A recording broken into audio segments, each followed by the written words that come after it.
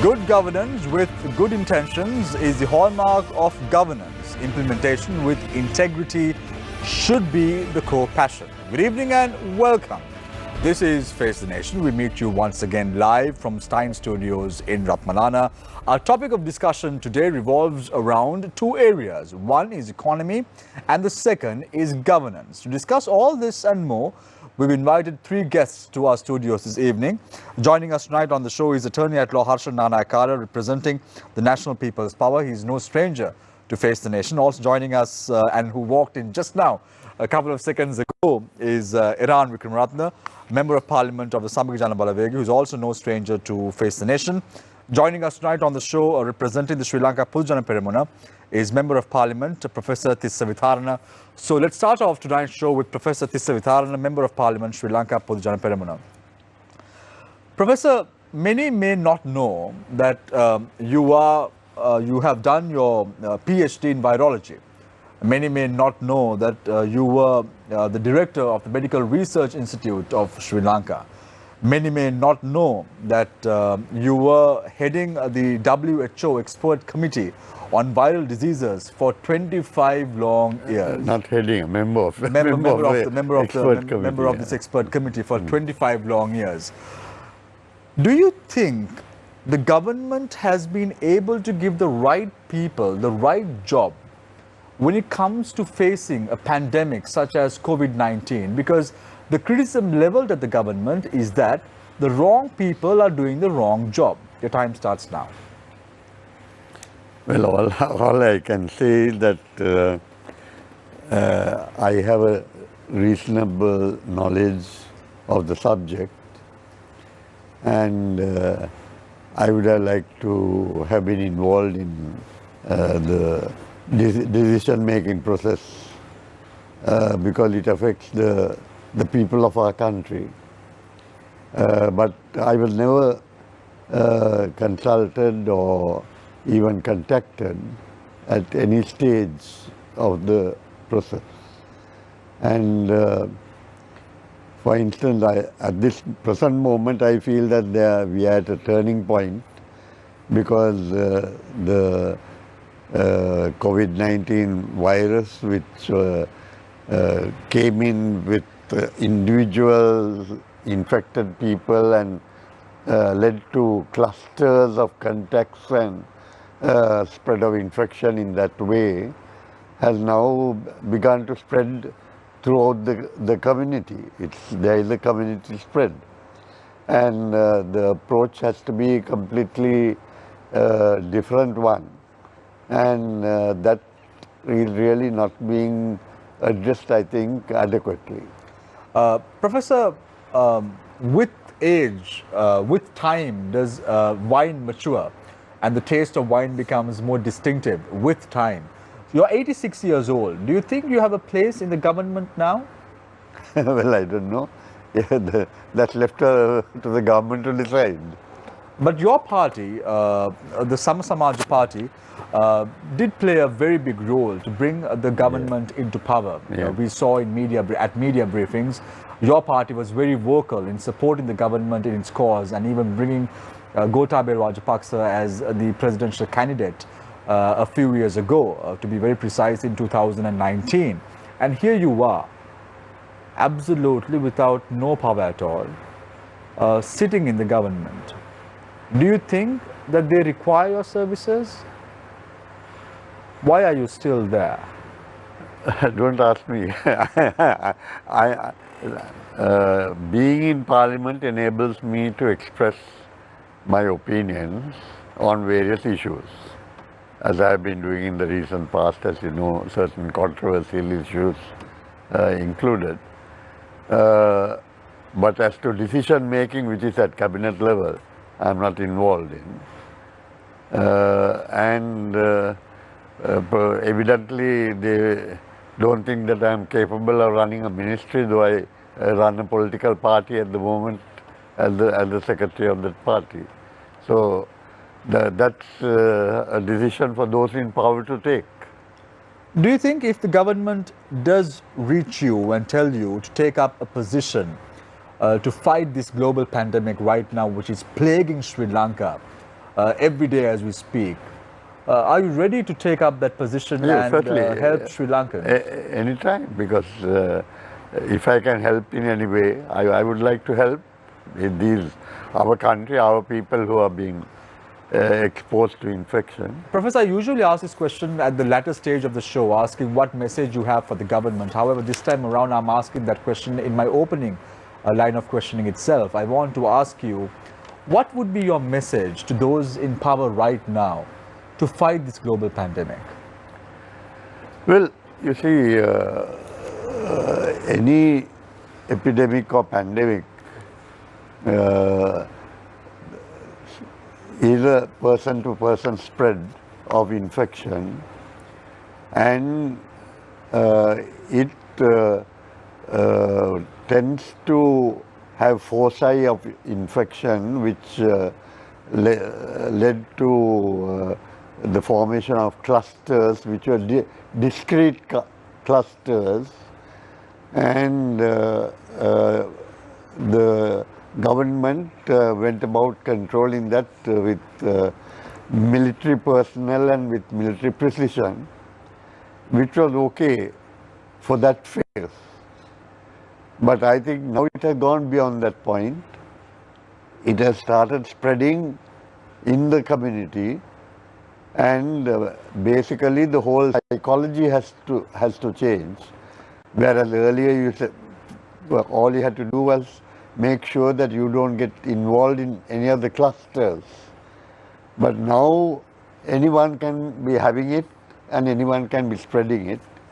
And the fact that anything over 80% of people who are infected do not show any signs of illness, and themselves are not aware that they are ill, that they are actually infected, and lead normal lives, going about, mixing with people and so on, facilitates the transmission of the infection from person to person. And that is the situation which has arisen. The government continues to adhere to the militarizing concept right now, even as we speak, to restrict people from moving, get the military involved, so on and so forth. Does this work, or will this work? I think it's gone beyond that point. Okay, thank you very much, Professor Vitarana, Member of Parliament of the Sri Lanka Pujana Peramuna. As I said before, he's also was a member of the WHO Expert Committee on Viral Diseases for 25 years. We now move our attention to Iran Wickramaratne, Member of Parliament of the Samaga Jana Balaveke. Nice to have you on board, Iran, as always. Economic pundits are of the view that Sri Lanka cannot increase its foreign exchange revenue by at least an additional 4 billion, either through exports, remittances and tourism or borrowings. The country is likely to face a sovereign default. Now, interesting remarks. Now, we are at a stage that Sri Lanka is expecting an economic growth for next year at over 6%. And economic pundits are of the view that we will face a sovereign default if we do not attract additional $4 billion US. Now, where do you stand on this, Iran? Now, don't tell me that you don't believe economic pundits. I would want a concrete answer from you. Yeah. Yes. Yeah. Before I comment on the economics question that you put, it's a rare opportunity for me to say something like this about a member from the government, and that's about Professor Tissa Vitarana. That here you have in Parliament probably the most knowledgeable, experienced person, particularly on virology. Not only was he MRI director in this country, but he was also at Edinburgh City Hospital, right? And he was also in Melbourne, right? And he in the laboratories there, and he has a vast amount of experience. One of the issues I have had with the government right from the beginning is it's a leadership issue, right? That you need to put the right people. You need to recognize knowledge and experience and the right people. Age is not relevant, because if something like that is referred to me, I come from a social economics background. I will relate to it in one way, but the person in the field will relate to it in another way. And you don't have to be up to date in everything. I left the banking industry 10 years ago. I'm not up to date on everything in banking, but I know whom to contact. I know how to get, whom to check with, the information. I'll probably have a better understanding than somebody who is not in banking. So this is a leadership problem, and I think we are in the COVID second phase because of this. When I said it at the beginning, everybody criticized me and said, see what a wonderful job the government is doing, look at this hasn't spread and so forth. We are in unknown territory. We just need to put the best people need to be put. Coming to the economy, I would say that fundamentally, I think the issue is again of, what is the policy you pursue. The policy you pursue, there can be differences of opinion. This is a social science, right? And there can be more than one view about it. But in my view, the government is really not really telling the true picture. Because when you're dealing with the economy, you really need to know what's the true picture on revenue, what's the true picture on expenditure, what is the true picture on the budget deficit, what is the true picture on reserves, right? And then only you can start saying, what you should actually be doing. So they are pursuing a policy, right? And they are saying they're pursuing the Saubhagya Dakma policy, which was written, right, in the pro-COVID period, you see. And things have actually changed. Things have changed quite a lot, you see. And this is a global crisis that we are all facing. It's not a domestic crisis. Clearly, dismissing what the international markets are saying, dismissing what rating agencies are saying, and not giving us the data. Most countries have given their third quarter growth numbers. Sri Lanka hasn't even given their second quarter growth numbers. So we have a data problem. So what we are saying is also based on some kind of a hypothesis. We are making some assumptions and we are saying. So what the reports are saying is Sri Lanka has fallen on the rating scale from the B to the C. It is indicating, everybody is indicating that there's a potential possibility, there's a possibility that there could be a debt default, which Sri Lanka has never been in that situation since we have been going for ratings. But the State Minister of Finance, Ajit Cabral, very eloquently speaking at media briefings, have said that the rating agencies have disregarded Sri Lanka's growth potential for the year 2021 and 2022. And they're just coming out with numbers without just to disregard Sri Lanka in the eyes of the international community. How far is this statement true, Iran? Well, those who are listening to me, I know it's an intelligent audience out there. They need to come to their own conclusion, you say, because if everybody keeps saying something, Sri Lanka is not the only country in the world. There are 200 countries out there. These rating agencies are rating these 200 countries, not just Sri Lanka. We are not the center of the earth. We sometimes want to think that we are the center of the universe. You see, we need to become real, right? We can certainly contest. I mean, as I said, in social sciences, you can contest different people's arguments, theories, you can contest. But if everybody is going in the same direction, it would be wise to take heed rather than just to completely ignore it and think that only what we think is right. And if we are thinking that what we are thinking is right, then please provide all the data so that other independent people, even in our community, can figure out whether what is being said is accurate. So I have lots of reservations about what is being said. Iran, just a couple of months ago, Sri Lanka failed to attract foreign investors into government bonds in rupees, even after State Minister Ajit Cabral in September offered to cap forex risks to reduce the country's dependence on international sovereign bonds. In fact, foreigners have withdrawn a net $22 million worth of investments in treasury bonds and bills during this period itself. So what is the State Minister talking about? Yeah, now economics is also tied to the socio-political system. Economics doesn't stand on its own. When you look at risk, right, and you look at countries, you first look at country risk before you look at the credit risk.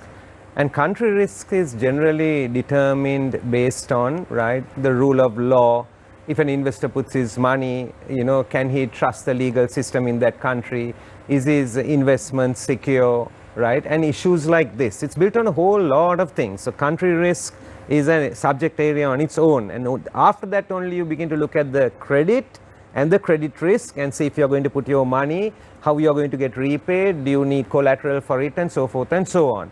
Whether it's a local borrower or international borrower, the principles are the same. So our issue is a country risk issue.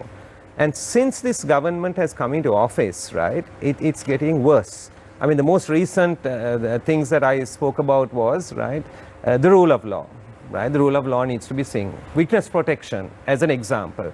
When I talked about witness protection one day, because I talked about somebody who was a follower of Islam, they said, oh, Iran Vikramaratne is trying to safeguard Islamic terrorists.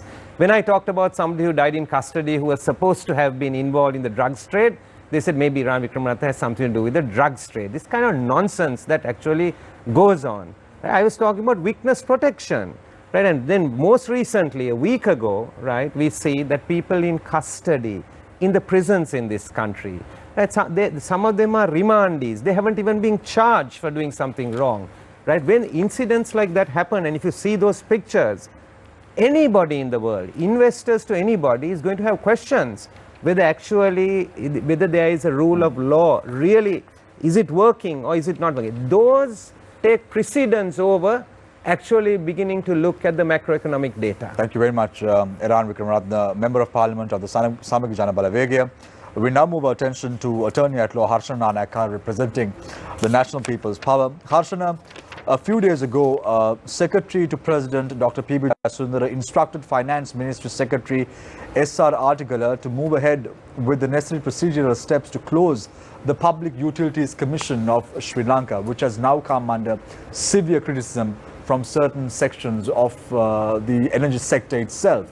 How do you view, how does the National People's Power, which has now 3 members in Parliament, view this move by a government servant, a body that has been enacted by a parliamentary act, is now being disbanded because of a letter issued by a government servant? How do you view this move? Well, firstly, it is not disbanded yet, but they are showing their intention to disband it for all intents and purposes. Yeah. Now, first, if we look at the Public Utilities Commission, what is its duty? It's the regulator for the energy sector. Petroleum, electricity, they are the ones who set the tariffs. They are the ones who intervene if there's a consumer and a government issue. In fact, this regulator can actually protect the government by avoiding public criticism, because there's a mechanism for them to bring their grievances. When there's going to be an unreasonable tariff hike, it is a Public Utilities Commission that comes forward. So basically, why are you dismantling a safeguard that the public is going to get their services? It has been enacted by Act of Parliament. In fact, ADB, Asian Development Bank, who helped us to do most of these things, are doing it because this is accountability, service to the people. Now, what is the reason? And how on earth can an Act of Parliament be overturned by a letter of a public servant? It is simply unlawful. You just can't do that. Of course, now since they have the two-thirds, they can pass almost any law to cancel anything. But the reality is, it is more than the action which cannot be done. It's unlawful. The intention of the government, what do they want to achieve? Why do they don't want to regulate this trade for the benefit of the people? They're dismantling one by one the protection the public is having. What could be the intention, Harshana? Well, I mean, the only thing I can guess, recently I saw, just a guess, people are entitled to guess, I guess, once in a way. I mean, there were 2 American energy companies trying to provide electricity, or they want to get involved, invest here. Now, energy sector is a very, very important sector for any government or any country. It can break or make a country overnight. Now, I do not know how wise it is that the private sector, especially the overseas private sector coming here, and then you dismantle the regulatory body also.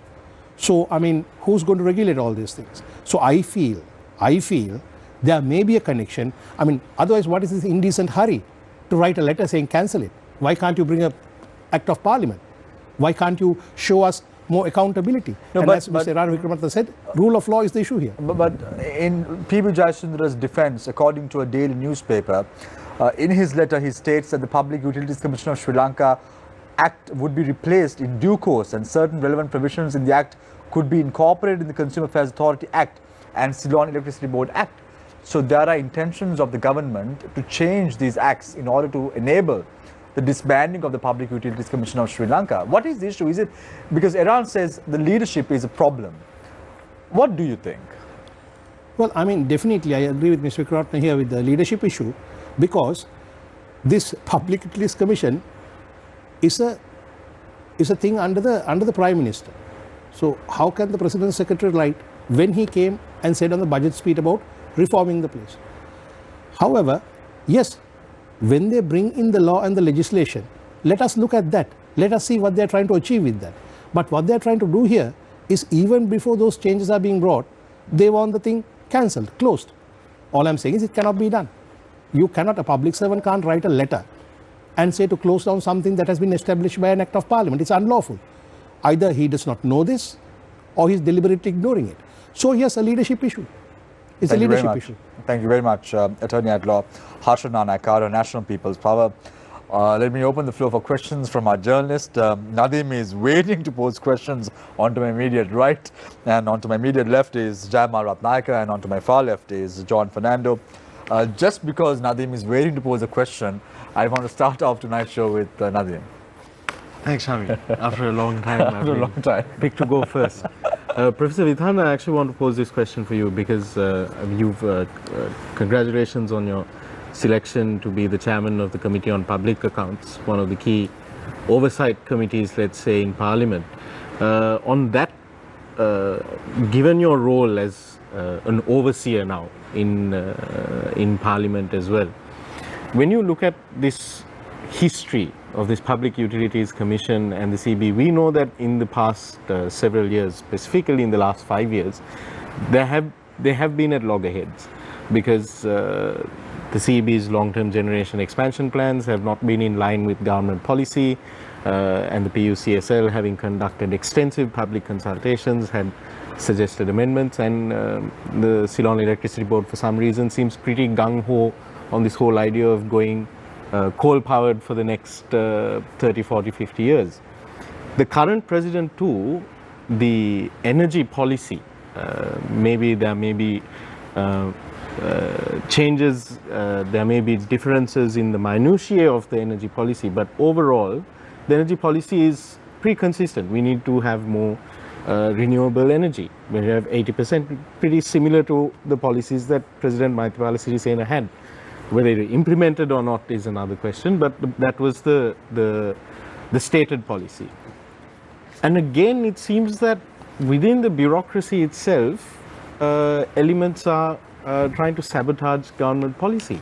And this is not just sort of elements within the bureaucracy that have sort of formed some sort of bureaucratic mafia. These are political appointees in the bureaucracy that are undermining the policies of the people that have appointed them. Isn't this a little mind-numbing when you look at it from the perspective of someone who's sitting in the role of, you know, an overseer of how the executive should function? Well, I think there should be one expert opinion with regard to electricity policy, just to take an example, or any other utility. And it should be evaluated taking in all the factors into consideration: population increase, demand for industry, etc., and our capacity to produce.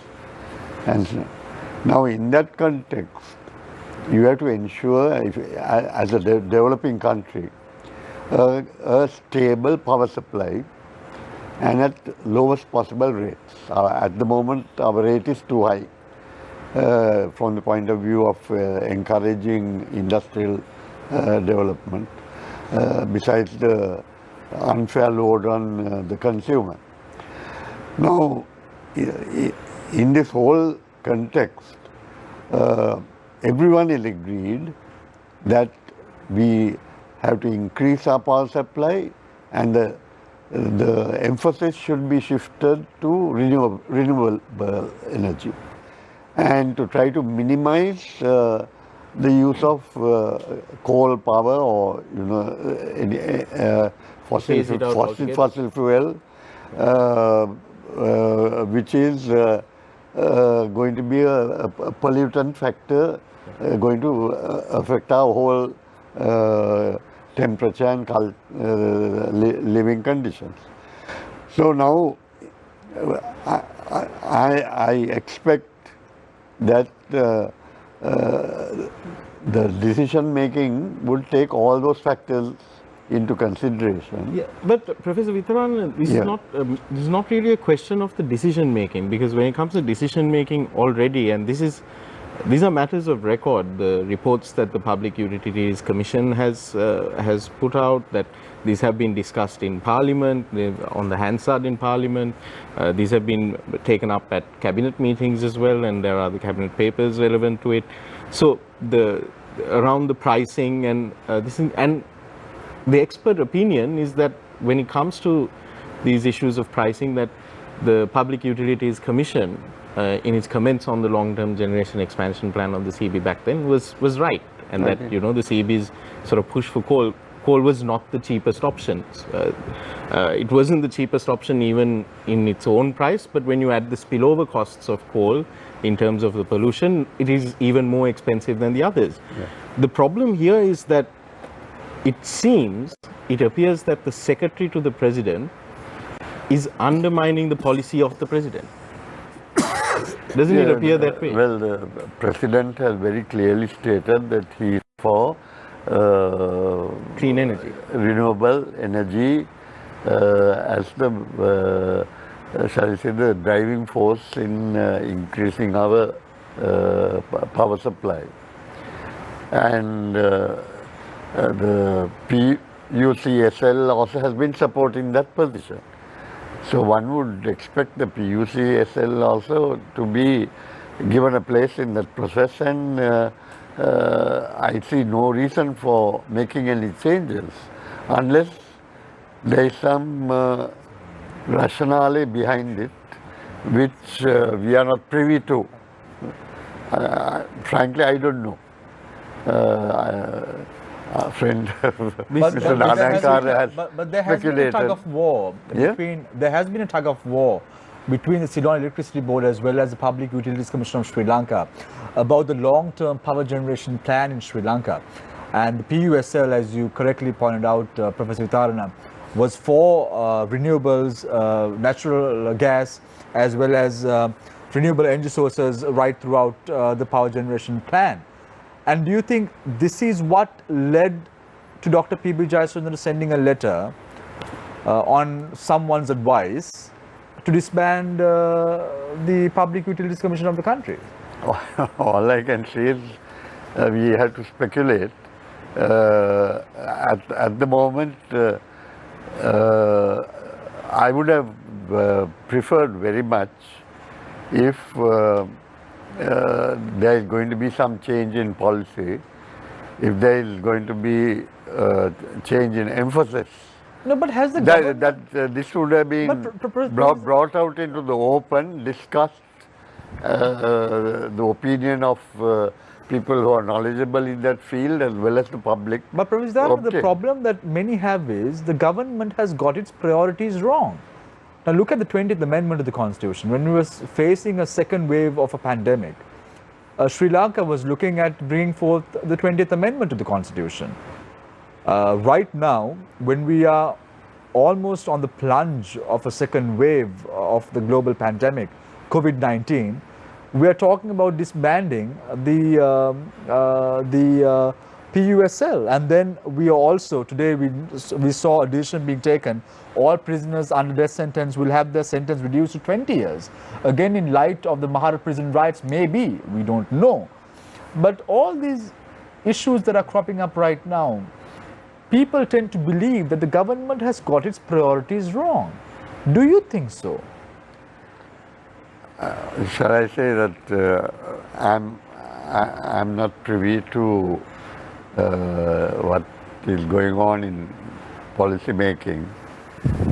I'm not in the cabinet. I'm not, though I happen to be a leader of a political party, the LSSP, meetings of party leaders which used to be held once a week are not being held any longer. And there used to be discussion about policy matters. So that's also not taking place. So being on the sidelines, it's very difficult for me to know what the reasoning is behind what actions are being taken. Professor Vitarna, don't you feel though that there is a general lack of logic? Because I'm sure as a celebrated medical practitioner as well, you will agree that in order to treat a problem, you have to first acknowledge that there is a problem.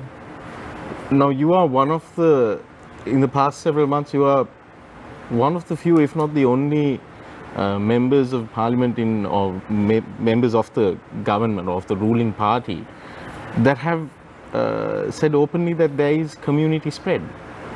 This is not the official line of the government or the officials, because they keep attributing it to clusters. Even today in the news alerts that you get, that this is the communications that are going to the public is that Paligoda cluster and prisons cluster. So if you're not willing to acknowledge that there is a problem, you can't, your treatment for the problem is going to be wrong anyway, right? So there, with this issue of the unwillingness to accept that there is community spread, or the need to disband oversight mechanisms and regulatory bodies, it shows an absence of logic, doesn't it? Well,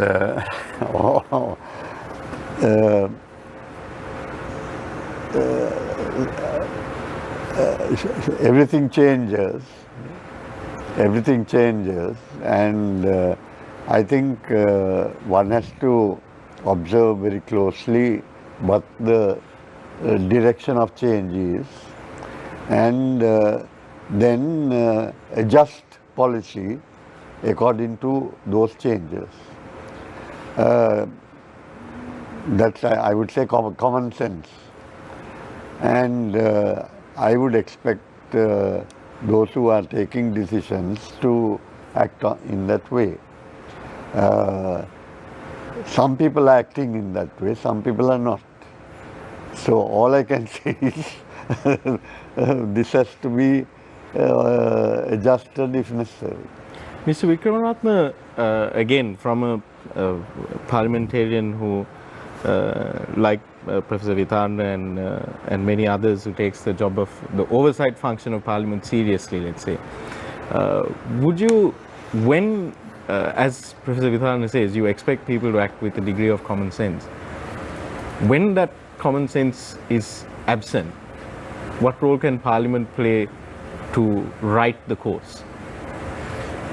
We have a very important role, right? Sri Lanka is a republic, and in a republic the people are sovereign, and these concepts have come over time, right? And Sri Lanka has also converted into a republic. So Parliament is really the representatives of the people. So you have an executive, an arm of government, you have the legislature, and you have the judiciary. All three are important, but each has its function, and one must be independent from the other.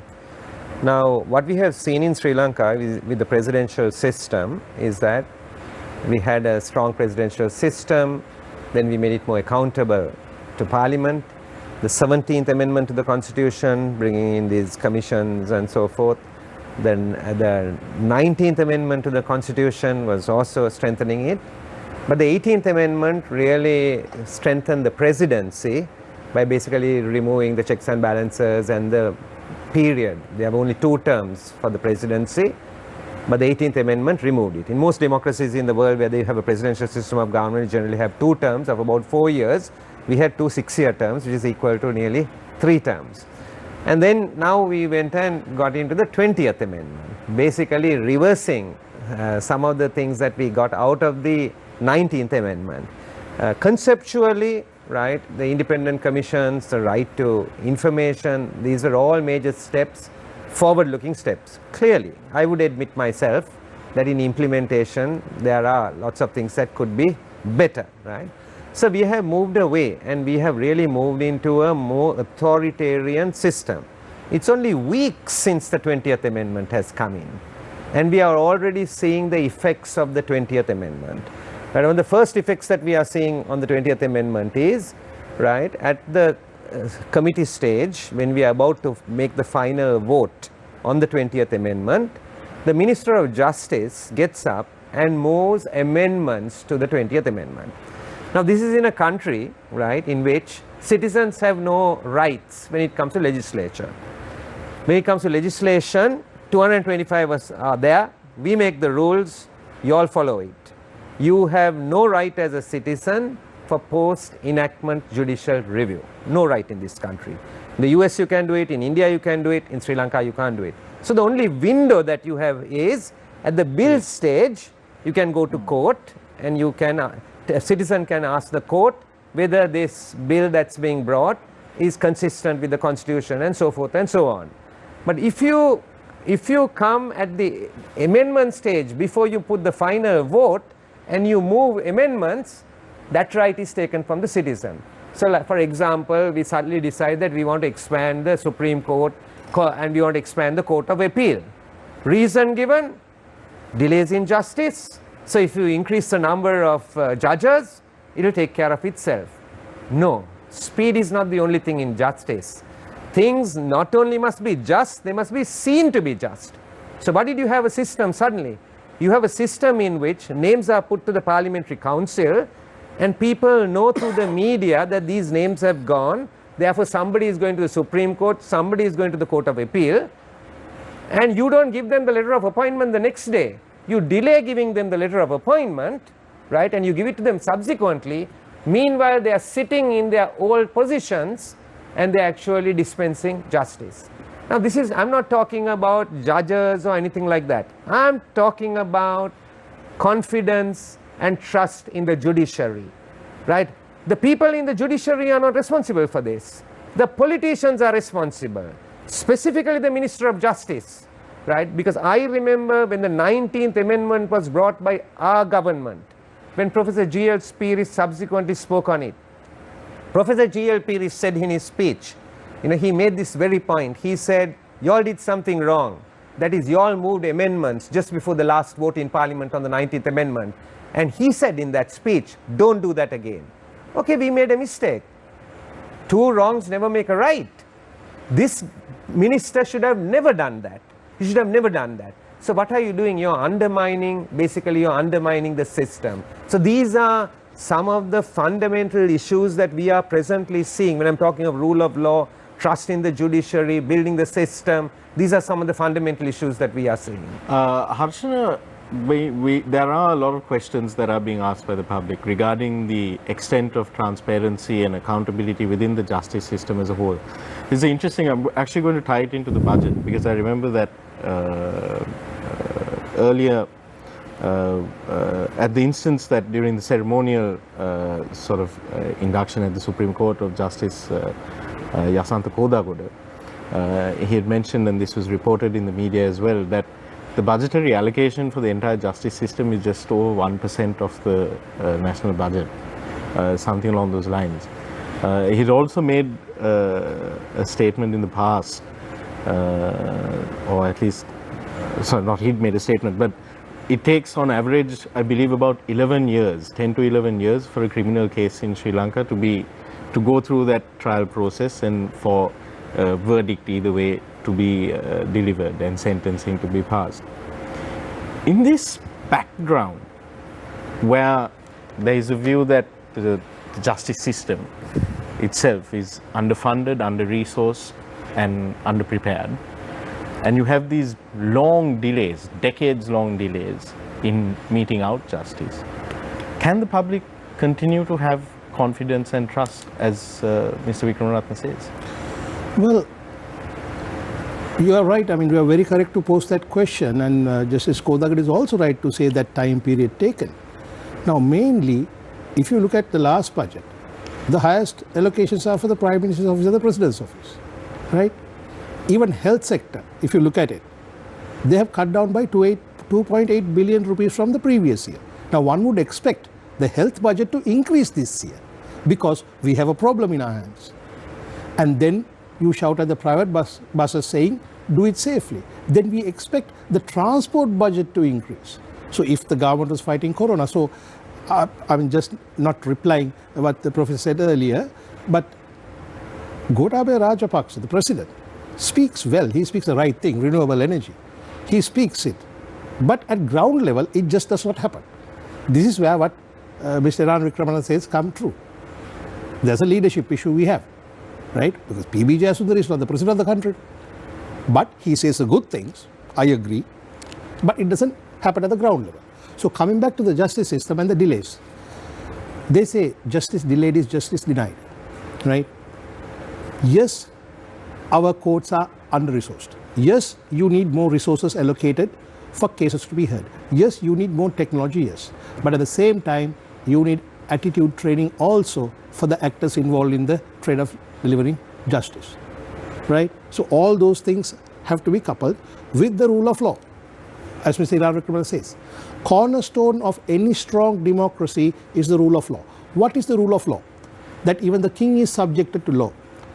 Even the highest placed officials are accountable to the law. In that way, you will not create an authoritarian or a dictator. You have more control. That's why it's very important to have the rule of law, because that will benefit us at the end of the day. So, talking about the system of justice, yes, there are serious delays. Just because you increase the number of appeal court judges or court spaces are not going to solve the problem itself. You need actual things. Now, the people, if you do a research, I'm sure 70% of the people will say, we don't believe the courthouses. We just don't believe the judges. Because what matters is not just the actual delivery of the justice, but the public perception. Actually, Hassan, I'd like to correct you on that, because I'm aware of research that had been done on that Please, issue. go ahead, yeah. And in the Global Corruption Barometer Sri Lanka 2019 report, actually identified that from when a stratified sample, when questioned on the extent of their faith or the confidence in the judiciary or the courts, the police, overwhelmingly about 75% of people, of the respondents, said that they have faith in the judiciary. They said so? Yeah. Are you sure? Yeah, that was the finding. Word for it. Okay, fine. Let me explain my point. Why I'm saying what I'm saying is there's a long line of interference with the independence of the judiciary, not just this government or the previous government. Under the current situation, you know that the president can appoint and promote judges, even the lower court judges. So therefore, public must feel that they are truly independent. And as Mr. Ran Wickramanan very rightly pointed out, before investor comes along, before he assesses the credit risk, he just wants to make sure that his position is safe here. For that, rule of law is very much necessary.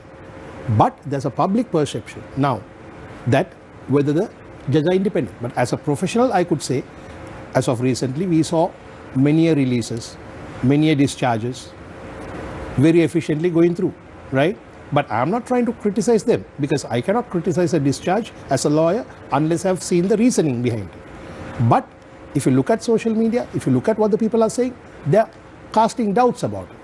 So that's what I meant. Do you think that the officers of the law, like the Attorney General and others, have a responsibility as public officials to provide that reasoning to the public? Like, for example, even when under the Yahapalani administration, they set up these special courts, and certain cases were selected to be put on the fast track and tried in the special courts. Now, you can make the argument that that is also not fair justice, because it's not equal treatment before the law.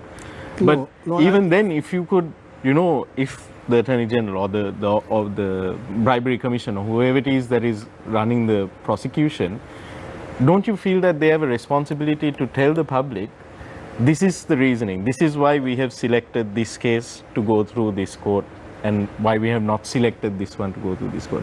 It feels like the justice system itself is relatively inaccessible to the public.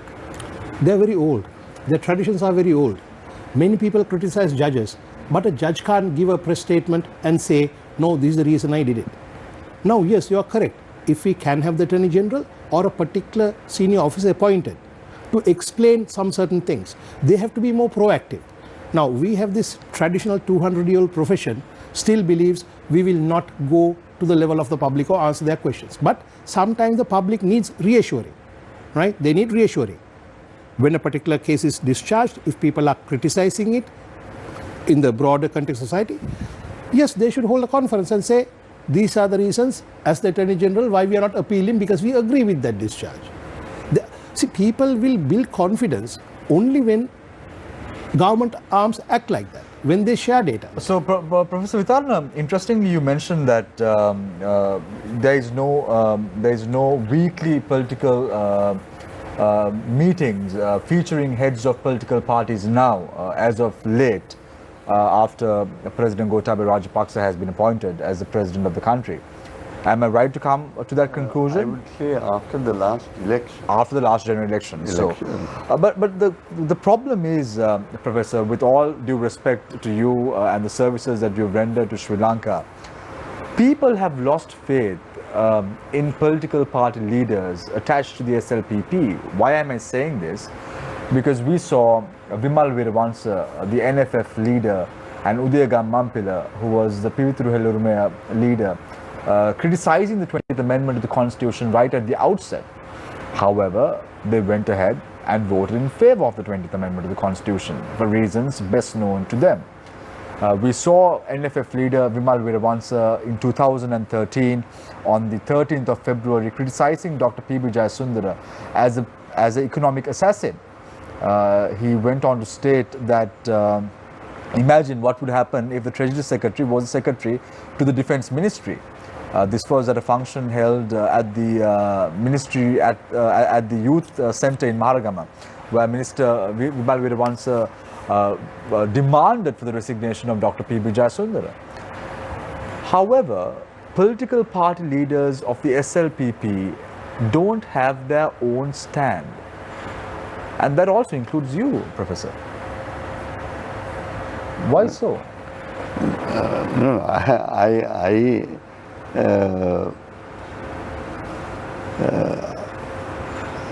I'm a member of a political party, the LSSP, which has a long tradition. And on every issue, I don't act on my own. I discuss with my party and then we take a decision. And I abide by that decision. Now, the decisions are taken regarding various matters which have arisen in the political arena. And so,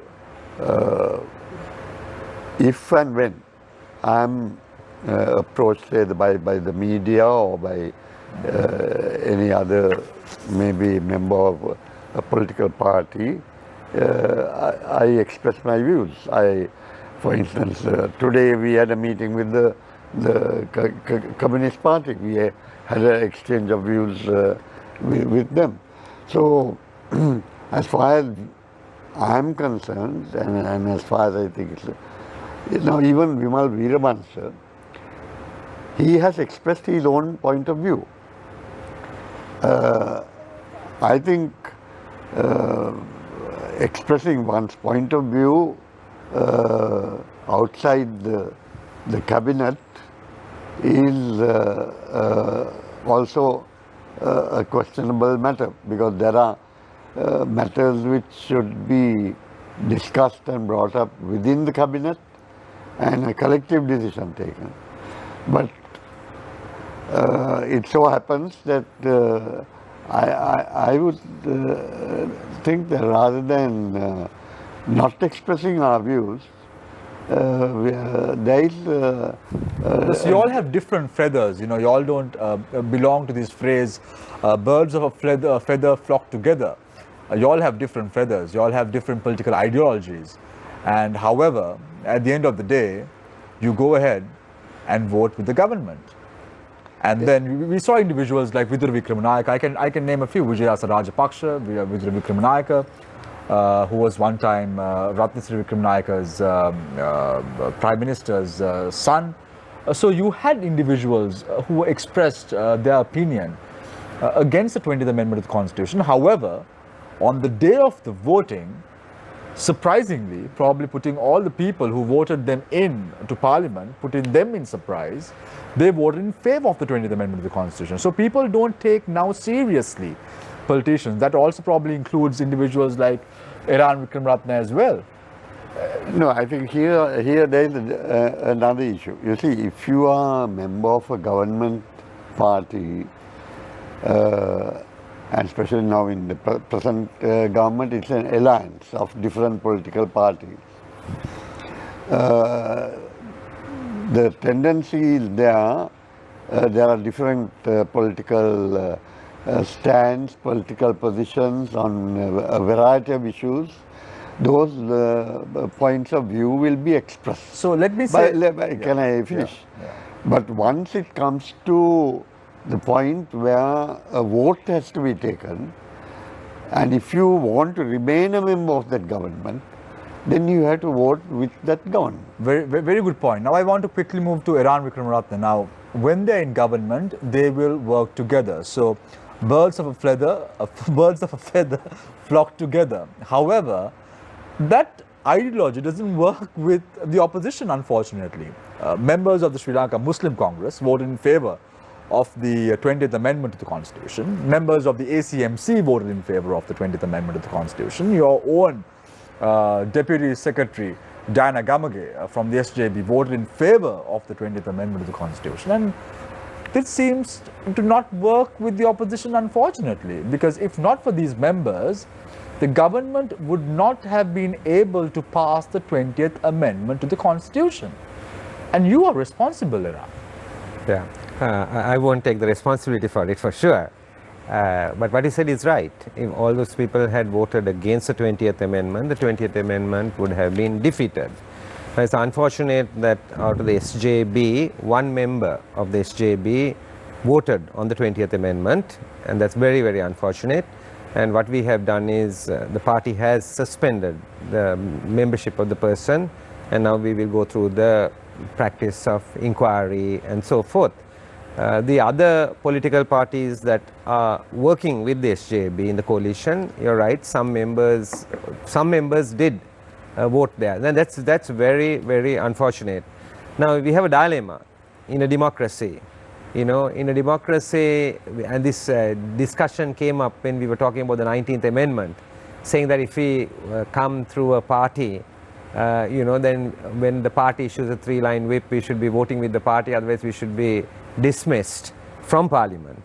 And the opposing arguments were nobody are representatives of the people, and therefore that's not proper to do, and therefore there was a rethink on that, and that a particular amendment was actually not passed in Parliament. So there's a dilemma in a democracy as to how people will vote.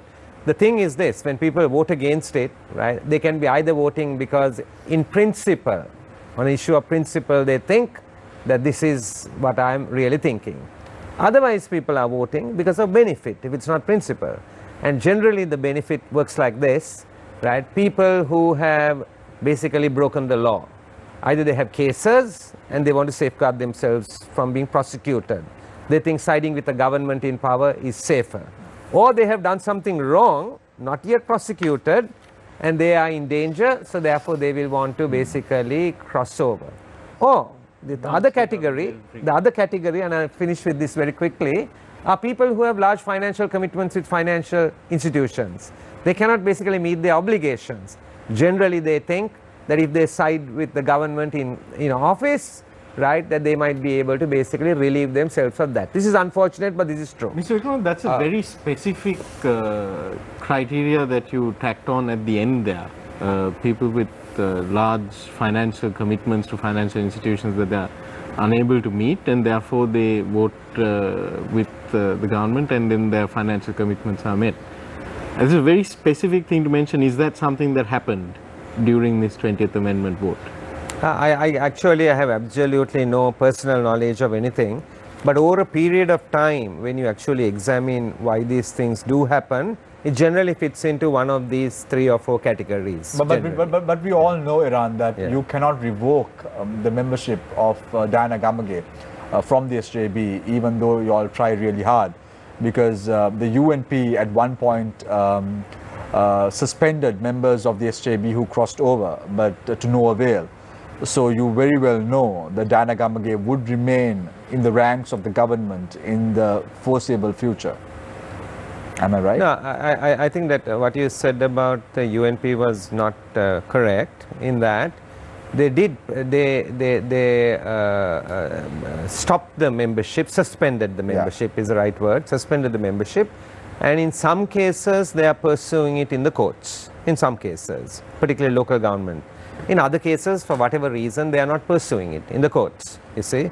So there may be, I think on something like this, Harshana, being an attorney, is probably knows how many technical arguments you can take in all kinds of delays. But what I'm trying to say is she's going to serve her 4.5 years in Parliament. Yeah, as I said, the party will take the necessary action a party has to take in terms of its code of conduct and discipline, right? The rest of it, basically, But it's a the pity, courts. it's a tragedy, isn't Yeah. it? Yeah, the rest of it, the courts have to decide. But it's a tragedy and a pity for the SJB to be in that position. Yeah, I mean, all political parties have been in this position of having crossovers from time to time. And The this started question with- this is, started with it's Mohit not just Mogul Agama SJB, crossing over whether this is good for the many years country. ago. I think it's the real question. Can I also chip in just Yeah. very quickly? That is, right, it's going to take a long time. She might even serve the 4.5 years because the district court takes time. This is why I think some time ago JP suggested to bring in an amendment that if you cross over, for you to lose the parliamentary seat, because you cannot contest the election representing party A saying these policies are right and then cross over for benefit to otherwise. But I don't And think also, Harsana, sir, can I political finish? party would like that. Huh? I don't think any political party would like that, because at one point or the other, Yes. they would need these crossovers to strengthen themselves. Except for NPP, I'm telling you, we told during the elections, if you had 10 of us inside the parliament, this 20th amendment wouldn't have gone through, because we wouldn't have sell out. We wouldn't be selling out ourselves. If we had 10 people, this 20th amendment wouldn't have gone. And we said on election platforms that they are trying to bring in the 20th amendment. And they will do it with the help of, with respect to you, sir, and other good people of your party. They sold out.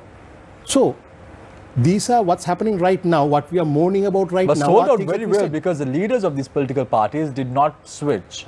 But the members of these political parties did switch. So Badruddin doesn't go, but his 4 people go. Yeah, and Rauf Hakib doesn't go. Go, but- his 4 people go. Go. I mean, some of them are saying they told their leadership that they're going to cross over anyway. Mr. Vikramatne, do you feel that the SJB and the opposition leader, Mr. Premadasa, need to make a decision on the continued alliance with the SLMC and ACMC? Because we saw recently that the SLMC General Secretary, Mr. Ali Zaid Maulana, former MP, has resigned from his position from the SLMC, informing the party leader Rauf Hakim that he's disillusioned with the way in which the party is being run, and the fact that the party leader had informed the 4 MPs that they can vote in keeping with their conscience, and then went on to vote for at this very high stakes sort of juncture, they went on to vote in favor of the 20th Amendment. And those are the reasons that he gave. Do you think that those parties are still relevant? Because to echo what Mr. Maulana says in his letters as well, that in his letter of resignation to Mr. Hakim, what he says as well is that I believe that there should be that he has always been an advocate for finding solutions through national parties. Yeah, I think you raised a very important question, a very timely question at this point in Sri Lanka's political journey. The question about, having regional based or ethnically based political parties. It's been an outgrowth of what has been going on in this country for quite some time. I'm not blaming a particular ethnicity or anything like that. It's just an outgrowth. With the rise of very narrow-minded nationalism, With the rise of majoritarianism, often minorities have been forced to protect themselves by coming together. And then what has happened as a result, they have formed political parties. We have to look at this from both sides, right? Rather than looking at it from one side, from both sides. And that was a result of that. What happened in the process is that the older political parties in the country, the bigger political parties in particular, the SLFP, the UNP and so forth, right? We were national political parties, and then little by little that declined. And then what happened to the United National Party is, right, without continuing to build on its national base, where every ethnicity, every religious group, every caste group, right, every class group is encompassed in the national political party, we moved away. And then with the rise of these more regional ethnic parties, we had alliances with them. And that's the history. But I might say this about the SJB, right? We are open. We will work with other political parties. But we are very clear about one thing, learning from the mistakes of the past, that we are building a national political party, that everybody will be given representation through the SJB. We are learning from the mistakes of the past. That's the way we think that the future needs to be built. Mr. Vikramatne, if I'm to direct your attention towards the 2021 budget speech, the Prime Minister makes a very interesting claim during his speech. He says, for the benefit of the country, I request from all entrepreneurs to utilize the funds hidden locally or internationally in order to evade laws relating to taxes and foreign exchange. It is expected to make legal provisions to provide a tax pardon to entrepreneurs, thus utilizing funds for any investment facilitated by this budget under the payment of taxes amounting to 1%. Isn't this a dubious claim in your perspective? And who are these so-called entrepreneurs that the government is referring to? Yeah, it was very strange listening to that, particularly coming from the finance minister of the country, who is also the prime minister of the country. And I looked at it and I saw it in print because the budget speech is distributed. And I looked at it and I was very concerned. I was not just concerned for him, I was concerned for the country. You see, because there are basically, two ways to go, right? One way to go is Sri Lanka is internationally connected, right? And this is our history. Our kings, right, going back 1,000 years, sent our ambassadors to the European courts. And they were mainly to do with trade. And Sri Lanka, by its geographical positioning, has always been connected to the world, right? And therefore, we are integrated. Our economy is integrated. And we have had so many benefits by that integration. So, right, if you are basically going that route, then international financial system becomes important. We were on the FATF grey list, right, till last year. The central bank worked very hard, and it took them about 3 years to get us off the grey list. The grey list is of countries which are potentially having money laundering issues, and Sri Lanka got out of that. I want to actually pay tribute to Dr. Some financing issues. Yes, all kinds of financial issues. I want to pay tribute to the former governor of the central bank, Dr. Indrajit Kumaraswamy, and the team at the central bank, who actually did that and got us off the list. And it's only months since we have got off the list. And then this statement is made in Parliament. So naturally, right, the international financial system will immediately go into, right, my heavens, amber. Better watch what's going to actually happen here. What potential ramifications would this have? Yeah, because if you were to allow, if in any way it borders on money laundering, it definitely has ramifications because you can get shut out of the international banking system. It has implications for genuine investors coming here and so forth. If it was only a matter of somebody having not paid a tax that was due, and they were just going to correct it by paying the tax, that's a different matter. That's a different matter. That happens in every country, in every jurisdiction. But the way this was presented, it looked like they were saying, if you have hidden money, I mean, the word hidden shouldn't be even there, right? And it's like then if you're hidden, we call it generally black money, and you're trying to make your black money white and legalize it, My heavens, that's a huge problem.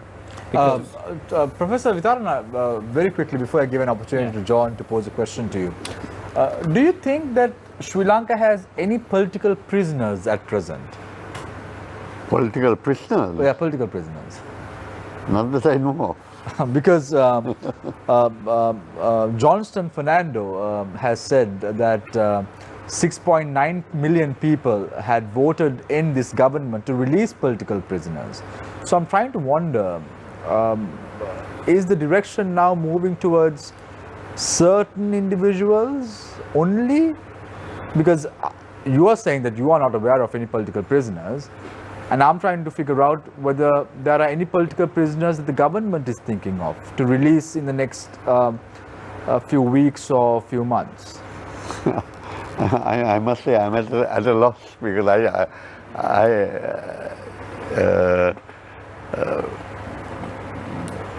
if there was any suggestion from the government to release an individual or individuals who are serving a death sentence, what would be your party's position?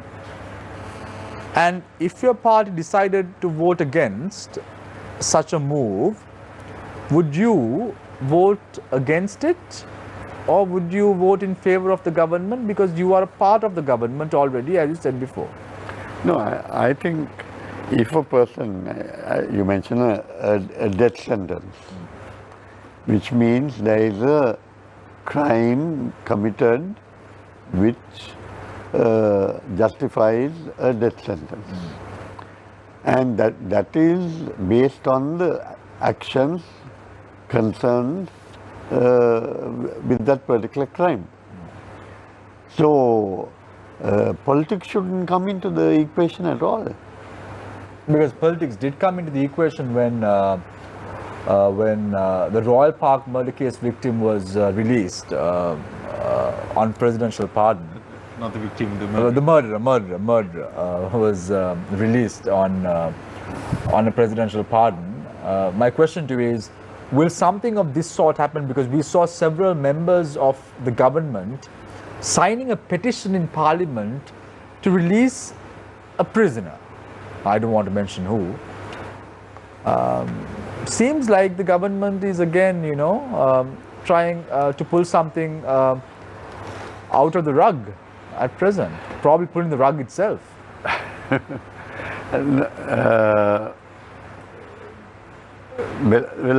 All I can say is, I think in every country, judgment has been given, a person has been put in prison for a period of time on the basis of the judgment at that particular moment in relation to the crime. But there is also the idea that if the person has behaved properly, the good behavior and so on, means that So let me it should be reconsidered whether the question. Duration is... may I rephrase that question again? Is there any individual that you know of who has had good behavior in jail, who should be released on a presidential pardon? Does feeding cats amount to good behavior? Feeding cats chicken? Please, sir, go ahead. I'm sorry, I just had to. I was tempted, sorry. I think it has to be taken case by case. I don't know. All I can say is that... But one thing is for sure, you are of the opinion that there are no political prisoners at present. Yes. Thanks a lot, Professor. So I want to give John an opportunity. So I was about to pose a question on economy, Mr. Vikramaratne, but since we are speaking about prisoners, while certain prisoners, while certain politicians try to free them from prison, it looks like with the rising tensions, especially inside the prisons in Sri Lanka, it looks like we spoke about democracy, we spoke about human rights. It looks like these human rights or democracy stops near the gates of the prison for certain prisoners inside the prison, especially focusing on, now we saw recently the chairman of the Committee for Protecting the Rights of Prisoners claims that prisoners are treated in a cruel, inhuman and degrading manner, to the extent of taking this issue to the UN as well. aren't, or shouldn't the government abide by national and international laws when responding to tensions inside prisons? Take into consideration the recent tensions between, inside the prisons. Yes, as you know, there are international laws, international conventions, and then there are rights. A human being doesn't lose their human rights just because they have been punished or they go into a prison. And governments have responsibilities. One big responsibility governments take on immediately is protection. That's the biggest responsibility they take. In addition to that, they have to feed them. Right? They can't even be used for labor and things like that. There are all kinds of international conventions on this, right? And clearly what is being evidenced is really that, these conditions are not good. And I'm not blaming the present government only. I remember very clearly when General Sarath Fonseca, the former army commander, was taken. I went to see him in prison. And when I went to see him and he was in a room, and there was like a sheet, and I asked him what that was, and he said that's the toilet on the other side. No door even. I was like taken aback. And you know what he told me? He said, Iran, I want you to go on the other side and just to have a look at the general toilets that others use. My conditions are better than that. Because he said early morning that everybody is lined up to get into the toilet. So this is a thing that it's not just an immediate issue. It has been there over a period of time. But at the moment, it's at a height.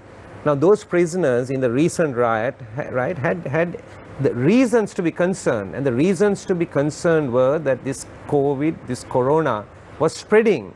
And there were positive cases. And they wanted to protect themselves, right? But the government was not ready with a proper response.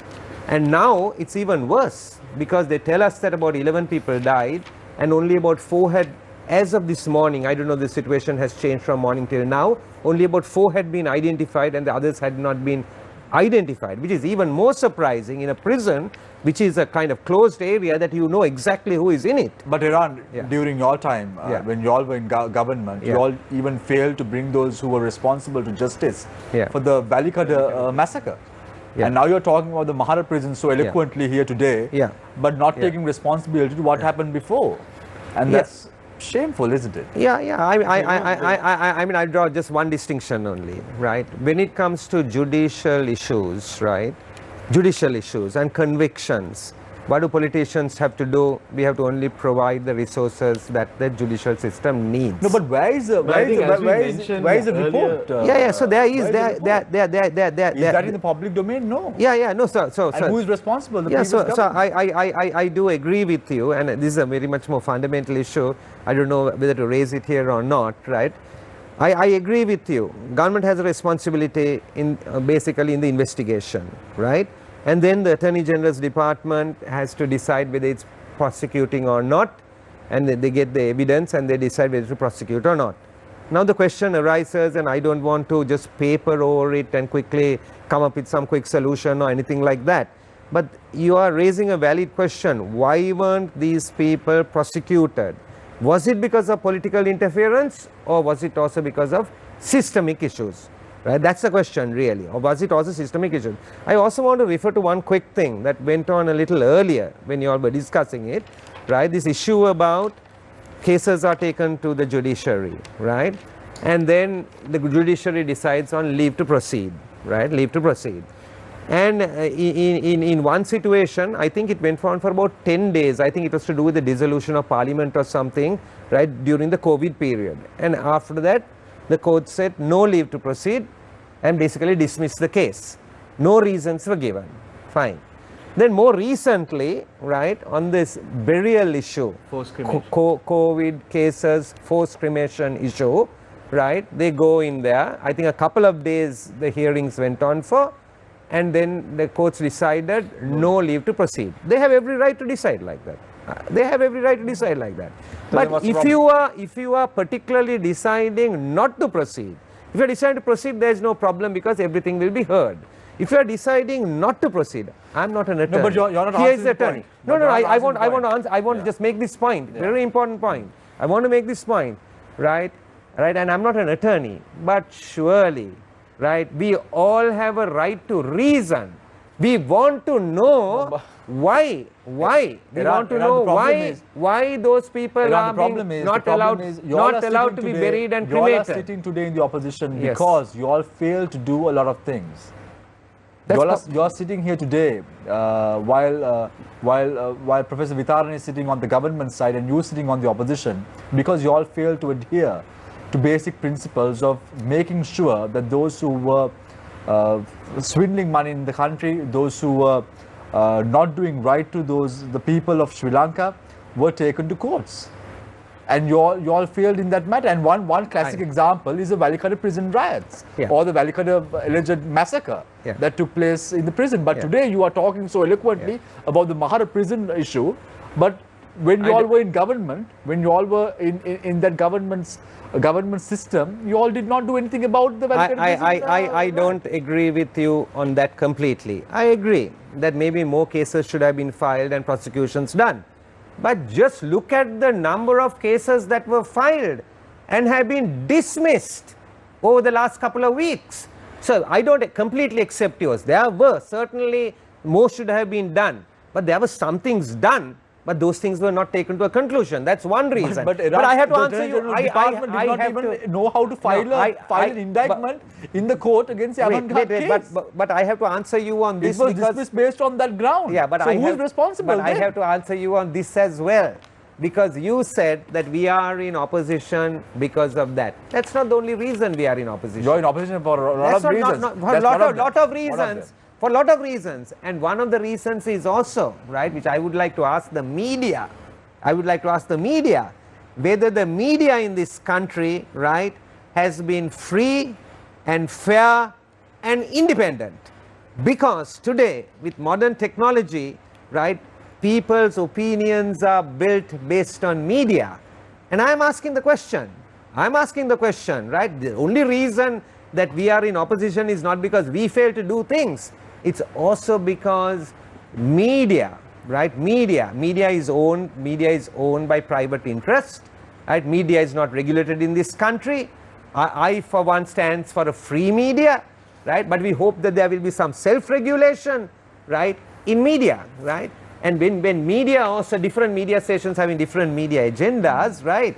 Right. So I don't think you can only blame the opposition, right? But Mr. Vikramath, there are simple sort of things that, I mean, okay, sure, let's I mean, that's an entirely different subject that you're getting into on media, because you're getting into issues of freedom of expression. Only because he told us that, you know, we are in opposition because of what we did. But if you look at like simple things, right? This is the government. Your Japan administration, let's say, was there were individuals who within the administration who championed right to information, and the Right to Information Act was passed and it was recognized as a fundamental right. At the same time, while that was happening, the Valikada prison riot or massacre commission report was gathering dust in a specific person's cabinet. I think I and have then, some information here. Regardless of repeated RTI requests to get to have that report be made public, it wasn't made public. Can I please say this, because while this was going on, I mean, I agree for most of it. I mean, the Yahapala government gave a lot of promises, they did not carry it out. I think that's one of the main reasons why you all ended up in the opposition, in my opinion. But as far as the Valikada case is concerned, and there were many cases they could have filed and they didn't file. But the Valikada case was actually indeed filed. Case is being heard now in court, but not concluded, nobody is convicted.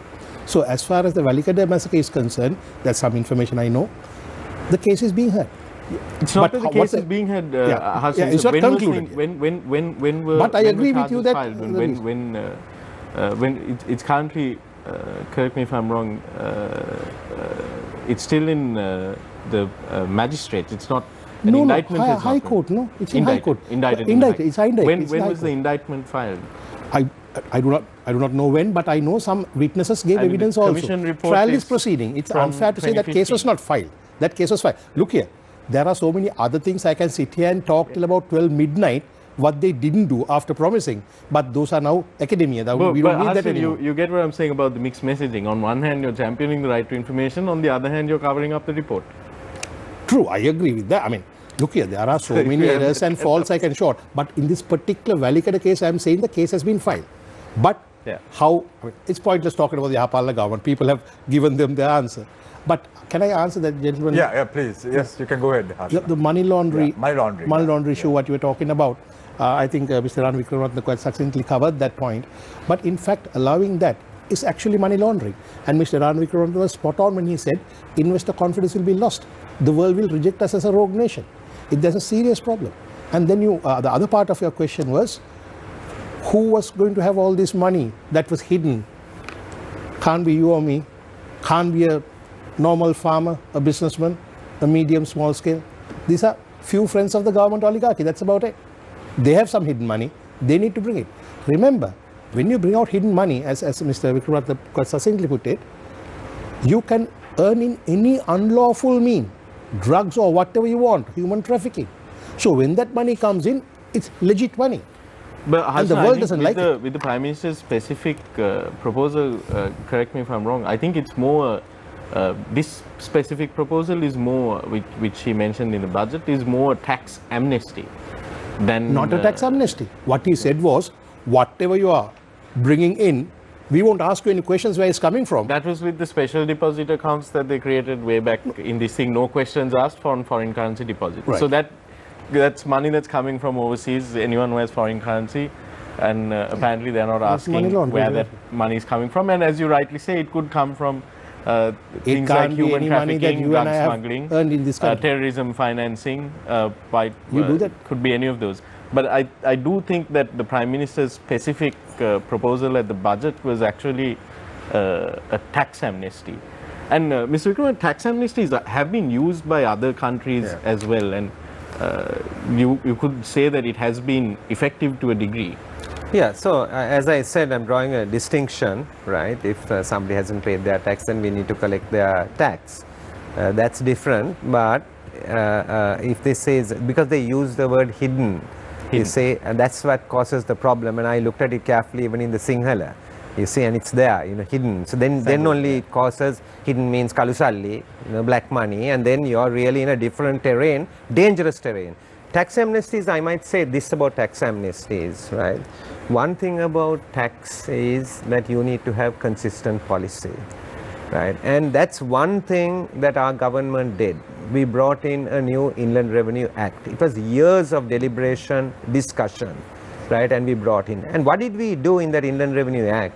We reduced the discretion that the Minister of Finance has on tax matters. So what is written in the Inland Revenue Act is what actually goes. Otherwise, what you have is, I was also State Minister of Finance, you have people standing out of your door, sitting outside, waiting for appointments to talk to you about different transactions, this, that, and the other. And basically, we were doing away with that system and having a black and white system. How did that come about? Because we wanted to, over a period of time, create a more open, transparent system, right? And it was a major piece of legislation. And why did we do it? Because Sri Lanka's revenue had slipped to dangerous point, to about 11% of GDP, when at our per capita, it should have been more like 18%. We were able, by 2018, to take it to past 13% of GDP. Today, it has slipped to about 9% of GDP again, because that's one of the big mistakes. This government came without any study.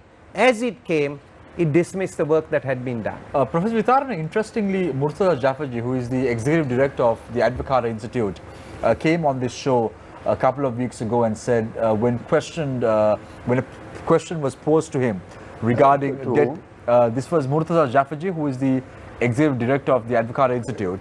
Okay. When a question was posed to him about the governance, of economic governance of the previous government and this government, he said the debt repayment that happened just a couple of months ago happened because of the good governance structure, the economic governance structure that the previous government, that the UNP government had in play. And he said all credit should go to Dr. Indrajit Kumaraswamy for having that facilities available, readily available for this government to pay off debt in a quick span of time after being elected to power. Do you think that this government's economic governance structure has many loopholes?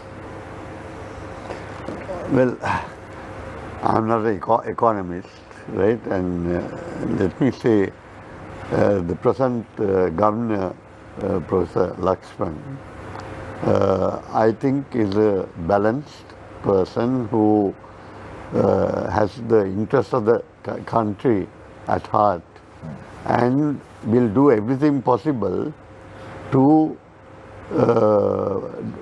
protect our economy and to develop it. So as to whether the credit should go to him or to the persons who preceded him, I don't know, because I haven't followed the sequence of events which has because surely, led up to... surely after in 2 months you won't be able to pay such a lot of debt off in 2 weeks. I would agree with you on that, right? But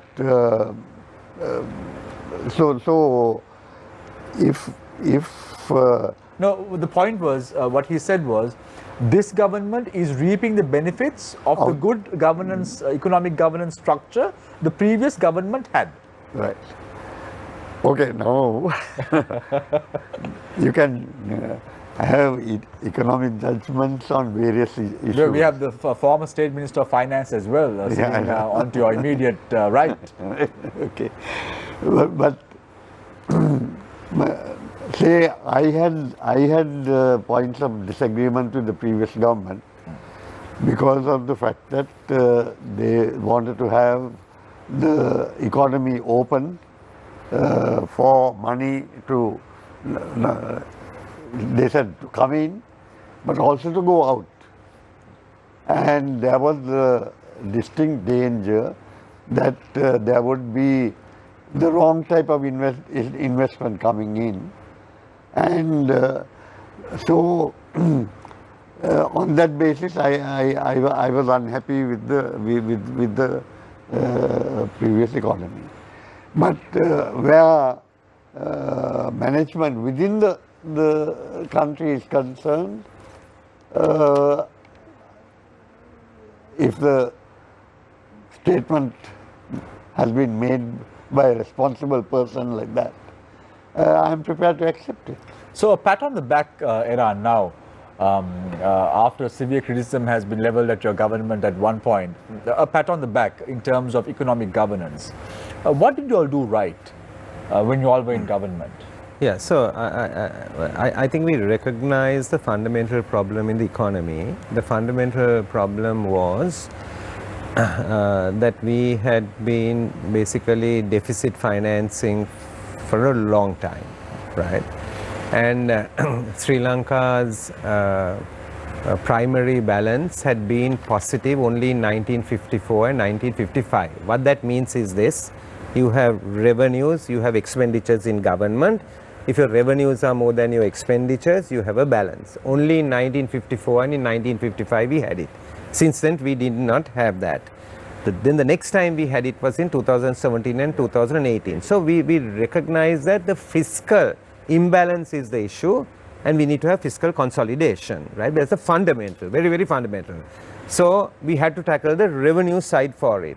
And on the revenue side, right, direct taxes were about 18%, indirect taxes were about 80 plus %, right? So what is it? The incidence on the poor is much greater on taxation. Whether you get a 20,000 rupees salary or you get a 200,000 rupees salary per month, the poor are paying a lot more, right? So you have to rebalance between direct and indirect taxes as well and go for fiscal consolidation and collect revenue. We were setting that in motion to get the fundamentals of the basically of the big macro picture right. So that was one thing. The other thing is, right, our debt had been growing, right? And when your debt grows, right, one of the things you need to be careful is that if you are borrowing to invest, don't put it on consumption, rule 1. Rule 2 is when you put you are borrowing and putting money, make sure that you are putting money which basically is giving you a return, right? This is fundamental things. This is not very high flown things. Like you will do in your home economy, same principles apply in the national economy. Same principles apply. So what did we do, right? We came after the war, right? We borrowed money because we didn't have the investment. It would have been good if the government had put it in more productive investments where you can get a return. But we put it on some investments which you will not have a return for a long time to come. So the debt burden keeps growing and therefore you needs to pay this debt. I'm not into this thing about, you talk about debt, then somebody will say, but you took debt, and so we did take debt. Often we took the debt is to pay the debt. We've got into this cycle basically. But we were very careful. We were very careful that we were taking debt that we could be sustainably paid back. So getting the macro picture in place was one of the big things, and creating an environment for investment. Mr. Nanakar, if I may direct your attention towards national assets, and to that tune, ports. We know we are an island nation and we have several ports located in strategically important positions, and to that tune the ECT has figured heavily over the past few weeks, and there's no definitive decision on how the ECT will be developed in the future. And last year, in May 2019, a memorandum of cooperation was signed with India and Japan to develop the ECT and turn it into a maritime hub. And we also know that the CICT is operated under a joint venture with China Merchants Ports Holdings. And now, since ECT and India especially is interested in the ECT, we heard earlier today that Sunil Hadunneti, former MP of the JVP, saying that India will most probably want 85% of the stake of ECT, because CICT, that is handled jointly by the SLPA and the China Merchants Ports Holdings. China Merchants Ports Holdings owns 85% of the stake. If India does come and ask for its chunk of 85% instead of the 40% that was originally agreed, how can the government go about, and how would the JJB or the National People's Power advise the government to go about this situation? Well, first and foremost, now this country needs dollars to pay back its debt. And these ports are our dollar spring, so to speak. So we are against alienating them to, whether it's India or America, doesn't really make a difference to us. Because where we can earn dollars, we can't hand it over to the other people. So we were against handing it over to any country, full stop. So what would we advise the government? Renegotiate, take them back. Because we remember Mr. Mahinda Rajapaksa from stage saying that when he comes to power, he will even get all the assets back, even the ones we have leased. These are not real, but it can at least be negotiated.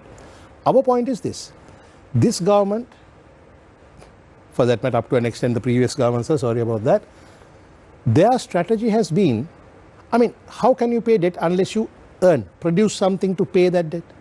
As Mr. Wickramaratne very rightly said, we have been borrowing to pay back debt. Now, taking a loan, going into debt is not a crime, provided you invest it in a place where it produces income, right?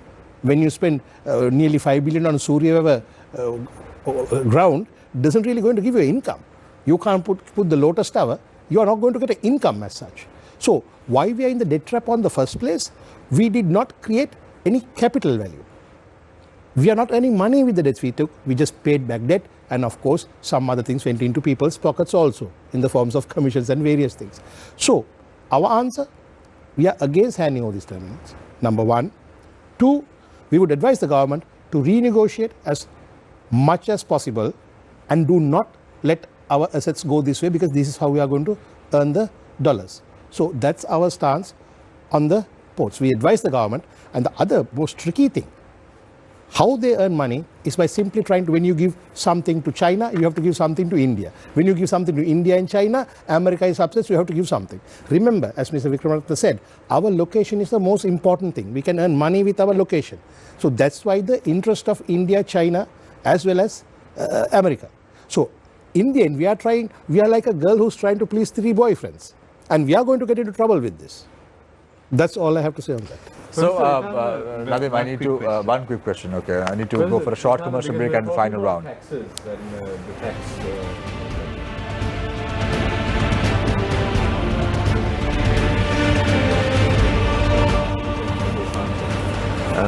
Now, the LSSP is one of the oldest leftist parties in the country, but yet you are in alliance with a government that has given massive tax cuts to the wealthiest people in the country. And I do not understand how that alliance sort of aligns with the ideology of your leftist movement and that party. Let me assure you that right along, every year before the budget, I have sent in my recommendations, and I have requested that the upper limit of direct taxation be 70% or more. Unfortunately, that has not been the case, and it came down to 24%, then 18%, and now 14%. And I'm totally in disagreement with that. But I think... and also the fact that indirect taxation means you are burdening the people, especially the poor people. That should not be the basis for getting government revenue. Professor Vitarana, probably maybe this is the time to take a hard stand and, you know, take the right call. It's difficult with one person in government. But one person makes a huge difference when it comes to two-thirds vote, Professor Vitarana. Anyway, we're going for a short commercial break. When we come back, it's the final round. We give 3 minutes for each speaker to speak freely without bringing new arguments in the final round. Stay connected, stay with Face the Nation. We will be right back.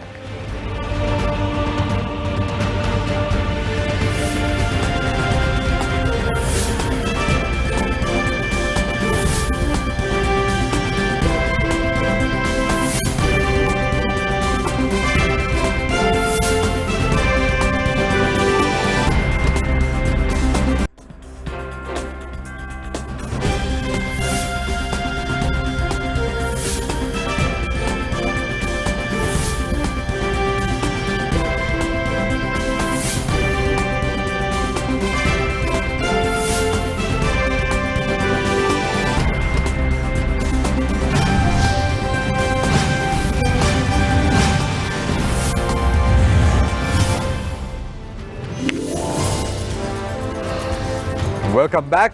This is Face the Nation, the final round.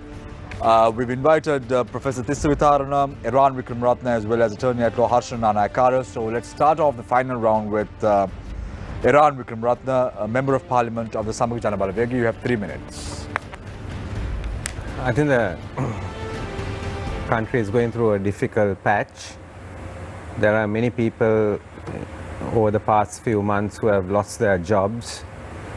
There are others who have had their jobs, but they have had a cut in their incomes. And people are going through lots of hardships at the moment.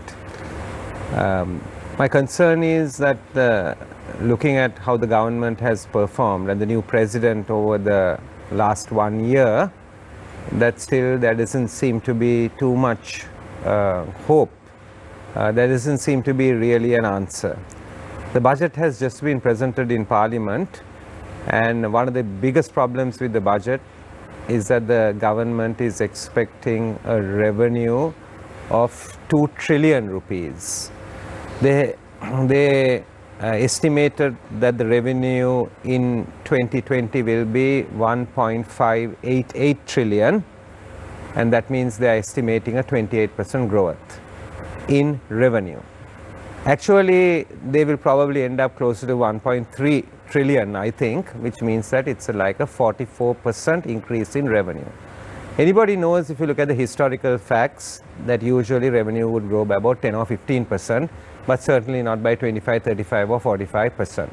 So there's going to be a huge drop in revenue. And therefore, the social protection that you can provide people is limited.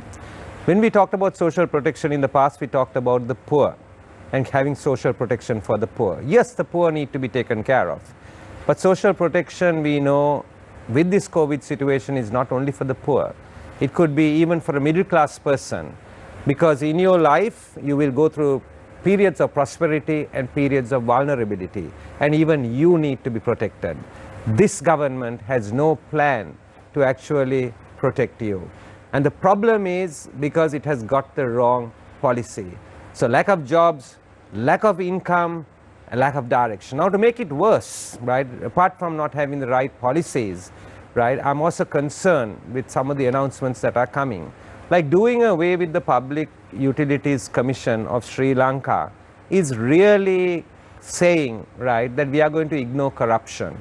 The Public Utilities Commission, apart from being the regulator for electricity, right, and for water and for the utilities, right, it also is the check and balance against corruption.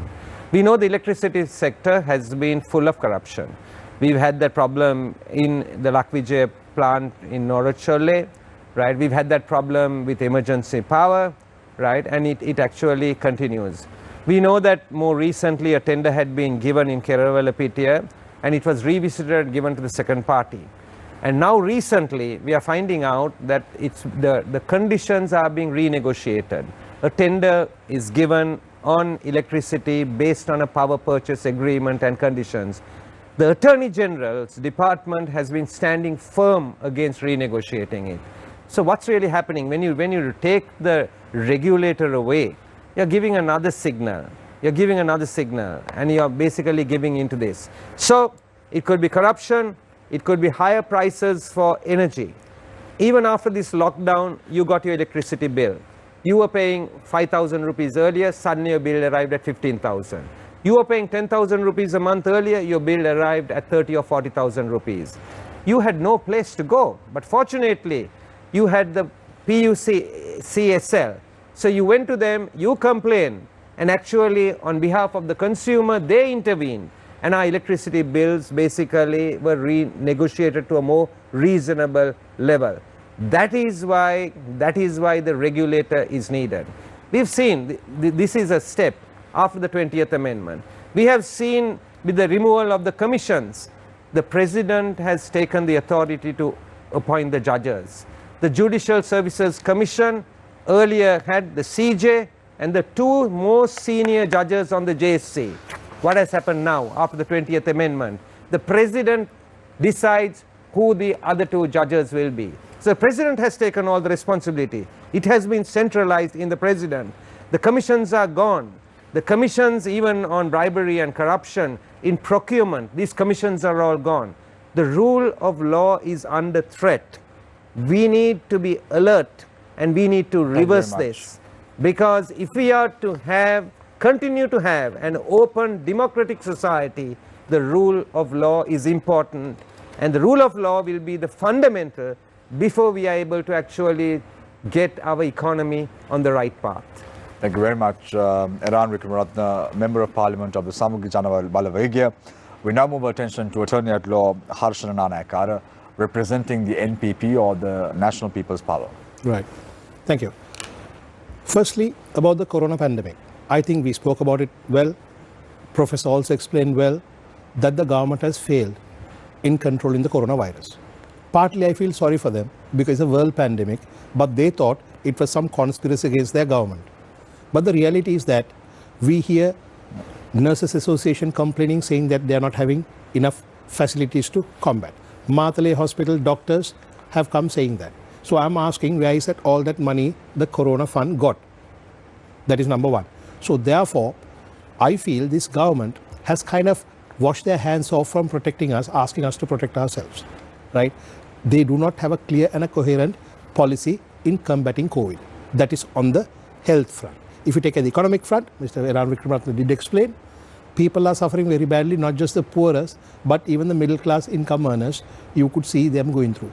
Government is not taking enough steps to mitigate the effects of their personal economic life, and our production sector is also fallen.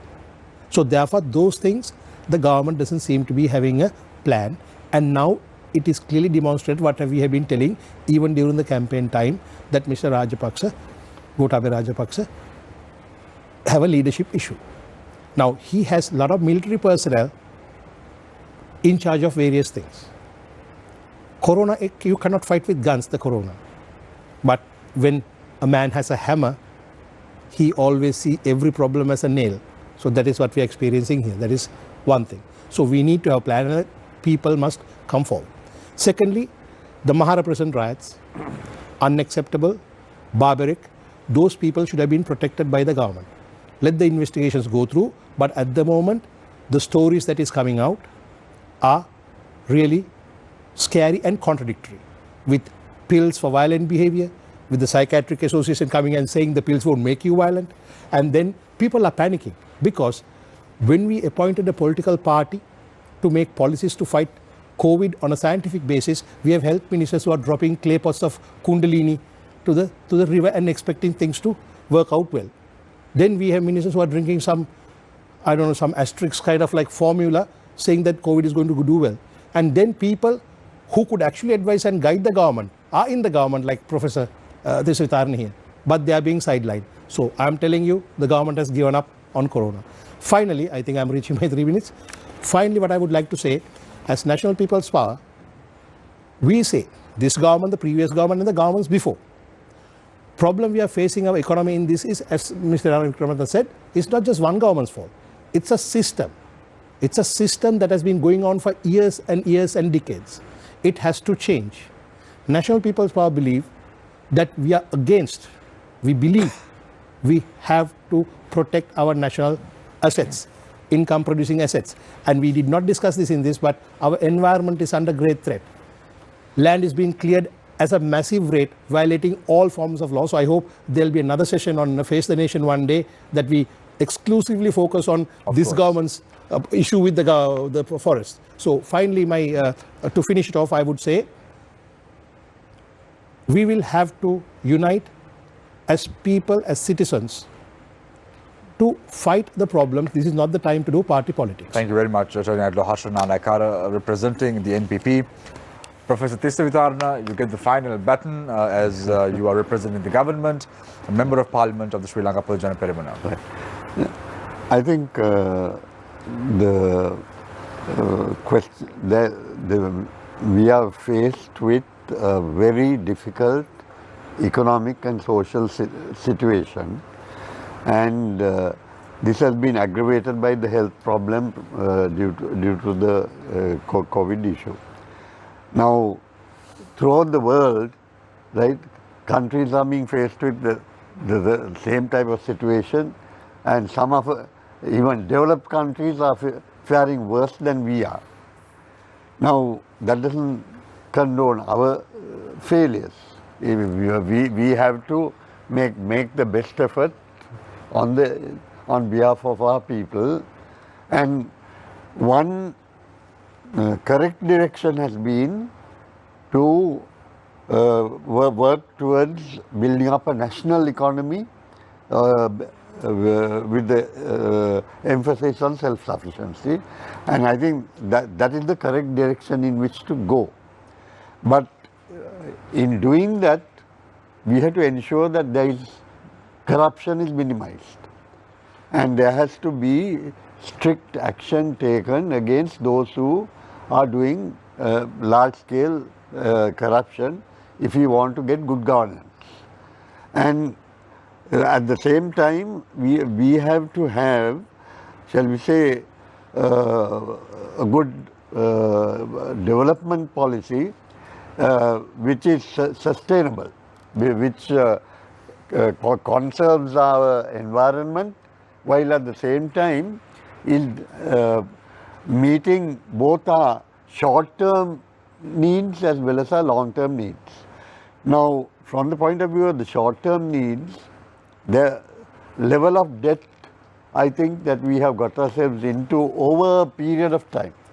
You can't blame a single government for that. There has been a policy of taking loans for 20, 30 years, and that has been continuing without restriction. Some people have said the answer to debt is to take more loans, right? So that type of thinking has to stop, and we have to make a very serious effort to live within our means. We are faced with a serious situation. I for one, I would tell the people of this country, the economy is in bad shape. We have to get out of debt. We have to economize. We have to give up these luxurious lifestyles, getting luxury cars and trips abroad and that type of thing. All that has to be curtailed. There has to be a period of austerity. And that on the basis of that, we have to get away from our indebtedness and then start a process of development economics, where we are going to decide on what we have to emphasize, what resources we have, natural, agricultural, human, how do we best harness that, and have a program which is both in the short term and in the long term, going to fulfill our needs. And that is what we need. Thank you very much, Professor Tissa Vitarana, Member of Parliament of the Sri Lanka Persian Parliament. Thank you very much, Attorney at Law Harshan Nanayakala, for joining us this evening on the show. A first time being featured after the elections, I presume. Yep. Thank you for having me. Thank you for having me. And also Iran Vikramaratne, Member of Parliament of the Samag Janabala Vega. Thank you very much, Iran, for joining us this evening on Face the Nation. And of course, you, Professor Tissa Vitarana, celebrated individual indeed. Probably at the wrong place at the wrong time. So, Member of Parliament of the Sri Lanka Persian Parliament, thank you very much for joining us this evening on the show. Thank you very much, Nadim. Thank you very much, Jamal, as well as John Fernando, for joining us this evening on Face the Nation. I leave you tonight with the quote, as I always do. Governance is corrupted when political power is used to gain wealth, and when wealth is used to gain political power. Take care and good night.